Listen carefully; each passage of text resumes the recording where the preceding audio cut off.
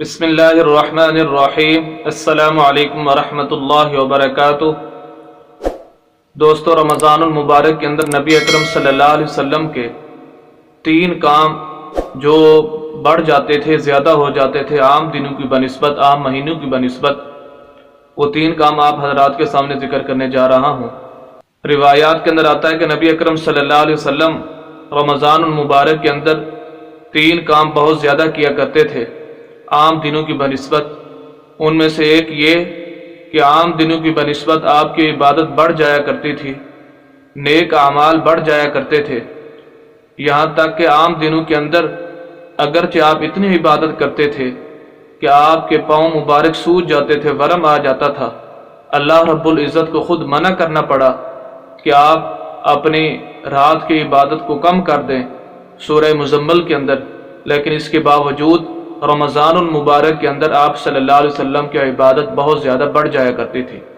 اور دوسرا کام جو عام دنوں کی بنسبت آپ صلی اللہ علیہ وسلم رمضان المبارک کے اندر زیادہ کیا کرتے تھے کہ آپ کی سخاوت بہت زیادہ ہوتی تھی،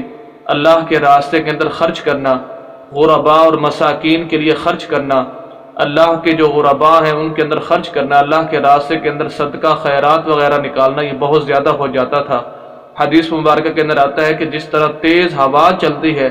اس کی سپیڈ ہوتی ہے، اس کی تیزی ہوتی ہے، اسی طرح نبی اکرم صلی اللہ علیہ وسلم کا رمضان المبارک کے اندر خرچ کرنا اس طرح بڑھ جایا کرتا تھا۔ اور تیسری چیز جو بہت زیادہ آپ صلی اللہ علیہ وسلم اس رمضان المبارک کے اندر کیا کرتے تھے عام دنوں کی بنسبت، وہ دعا کرنا ہے کہ آپ صلی اللہ علیہ وسلم رمضان المبارک کے اندر کثرت سے دعا کیا کرتے تھے عام دنوں کی بنسبت۔